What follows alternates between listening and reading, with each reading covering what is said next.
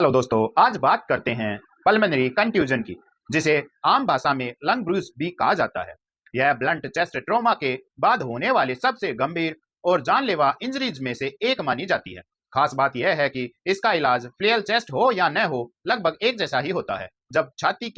जब छाती पर तेज चोट लगती है तो फेफड़ों के अंदर मौजूद छोटी छोटी कैपिलरीज डैमेज हो जाती हैं। इसके कारण फेफड़ों के अंदर इंटरस्टिशियल और इंट्रा एल्वियोलर इडिमा यानी फ्लूइड बनना शुरू हो जाता है। इससे ऑक्सीजन का सही एक्सचेंज नहीं हो पाता और संटिंग होने लगती है, जिसके कारण शरीर को पर्याप्त ऑक्सीजन नहीं मिलती।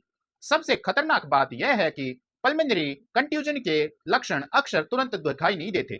कई बार मरीज शुरुआत में बिल्कुल स्टेबल लगता है, लेकिन अगले 24 से 72 घंटे के भीतर उसकी पोजीशन तेजी से बिगड़ने लगती है। यही कारण है कि इसे चेस्ट ट्रॉमा की सबसे खतरनाक इंजरीज में गिना जाता है। शुरुआत में मरीज को चेस्ट पेन, ब्रीथलेसनेस यानी डिस्निया और सांस लेने में तकलीफ महसूस हो सकती है।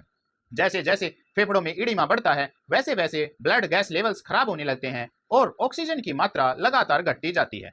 अगर समय पर इलाज न मिले तो यही position acute respiratory distress syndrome यानी ARDS में बदल सकती है, जो रेस्पिरेटरी फेलियर का कारण बन सकती है। डायग्नोसिस के लिए चेस्ट एक्सरे बेहद इंपॉर्टेंट होता है। शुरुआत में एक्सरे नॉर्मल दिखाई देता है, लेकिन अगले 24 से 48 घंटे में फेफड़ों के प्रभावित हिस्सों में धीरे धीरे ओपेसिफिकेशन यानी सफेद धुंधले क्षेत्र दिखाई देने लगते हैं, जो बढ़ते हुए पल्मोनरी एडिमा का साइन होते हैं।